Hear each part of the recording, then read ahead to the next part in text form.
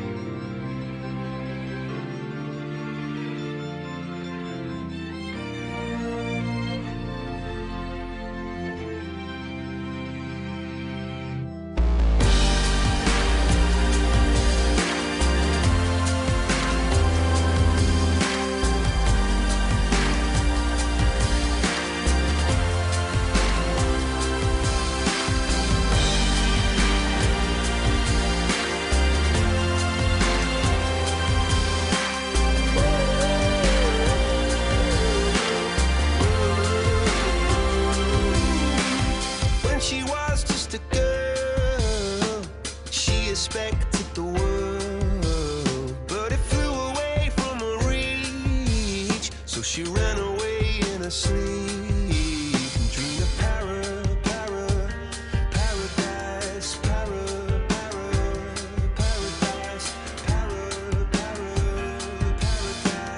Every time she closed her eyes.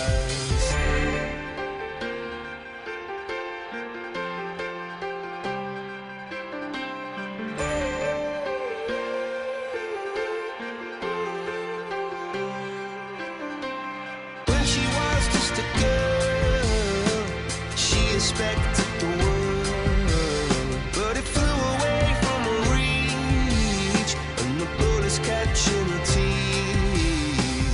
Life goes on, it gets so heavy, the wheel breaks the butterfly.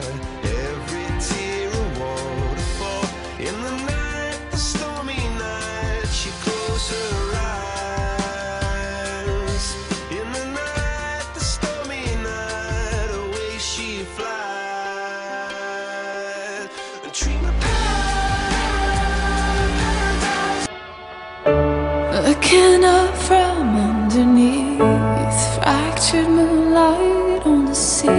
Reflections still look the same to me as before I went under. And it's peaceful in the deep cathedral where you cannot breathe. No need to pray, no need to speak.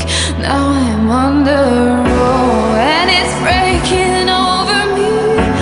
1,000 miles down to the seabed, found a place to rest my head. Never let me go, never let me go, never let me go, never let me go. In the arms of the ocean I carry you. When all this devotion was rushing on me, and the crushes I had for a sinner like me, let the arms of the ocean to live in me. Though the pressures you just got to get on with it. It's a place where you're exposed to danger every single day, and you're constantly reminded of that when you're out there. Our 1,550 Australian troops deployed in Afghanistan are exposed to threats to their safety each day. But for the soldiers on the ground, it's an accepted risk in their efforts to reconstruct the nation of Afghanistan. The thing about being on operations like here in Afghanistan is you do feel a genuine sense of purpose. You do feel as though you are part of something that is bigger than you. You're part of a huge international effort. It's a counterinsurgency operation, which means it's about the people. The young Australians that I have working in my battle group are fantastic. They represent the finest parts of the Australian culture. But the people over here are warm-hearted as well, and our guys connect with that. And they get a lot of enjoyment out of dealing with the locals, a lot of enjoyment out of dealing with the ANA, the Afghans, and they really enjoy what they do. So this is your little sanctuary down here? Yeah, this is my little home for the next 8 months. So what little touches do you try and bring with you from home to make it feel a bit more comfortable? Laptop's laptop is just a must. Getting on the net, sending emails back home. Right now I'm standing in the middle of what's called the Boardwalk. It's essentially the CBD of the base here at Kandahar. You've got shops and restaurants all around the perimeter, and behind me are the sporting fields in the middle. You've got the Aussies playing touch footy behind me. In the corner, the Dutch are playing soccer. Yanks are playing baseball over in the corner, and over there the Canadians are playing their own weird version of ice hockey, but they play on concrete. In Kandahar, our Australian troops at Camp Baker form a tiny contingent of the 30,000 soldiers stationed inside the dusty military base. But it's the small touches that help retain the Australian identity and closes the distance between Afghanistan and home. Now, one of the more unique parts of Camp Baker, compared to the other bases that we've been to, is this spot right here, which I think has to be probably the only patch of grass in Kandahar, am I right? It is the only patch of grass here in Kandahar, and it is the pride and joy of Camp Baker. And I'll never forget seeing an American soldier walk around with his boots off, just squinching his toes in the grass with this strange look on his face. It was, as I said, a sight that will stay with me for a long time. When you come on trips like this, it's the little things that you come to appreciate. After talking to our troops deployed in Afghanistan, appreciation of the little things takes on a new meaning. The great sacrifice our men and women make is clearly evident. I've got a one-year-old Lachlan at home, and also William and Sean, so my partner's looking after them. And if they were here now, what would you like to say to them? Oh, I just tell them that I love them so much, yeah, give them a big kiss and a cuddle. I just spoke to my missus, Erica, back home, and our 4-day-old child. I believe this was about 2 hours after he was born. And how long till you get to see him? Another 5 months. For Sergeant Peter Madigan, missing the birth of his first child is just part of the greater mission. You make some sacrifices back home, but, it's all, I suppose, hopefully it's all worthwhile at the end of it, and we can make a bit of a difference over here. Yet there is no greater sacrifice here than that of a fallen soldier, with our Australian forces having so far suffered 21 deaths during the conflict in Afghanistan. It's terrible when we lose our mates and when the blokes fall. It's a place where you're exposed to danger every single day, and you're constantly reminded of that when you're out there.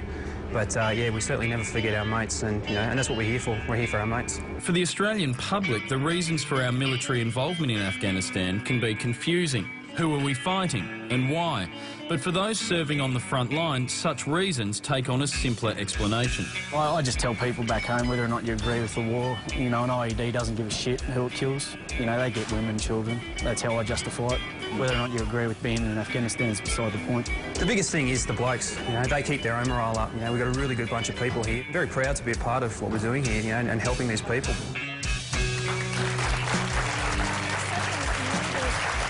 A moving story. It really brought tears to my eyes, because you hear of the sacrifices that our soldiers make, but when you see them there with little babies at home, I mean, it just breaks your heart. It's also a story that we need to keep at the front of the news, not buried at page 40 or something, you know what I mean? We've got to realise what they're doing over there and keep it in mind. What I notice most about everyone there is how happy they are to be there doing their job that they're trained to do. They know how dangerous it is, but they say things like, it's more dangerous to drive a car on Australian roads than it is to fight in Afghanistan.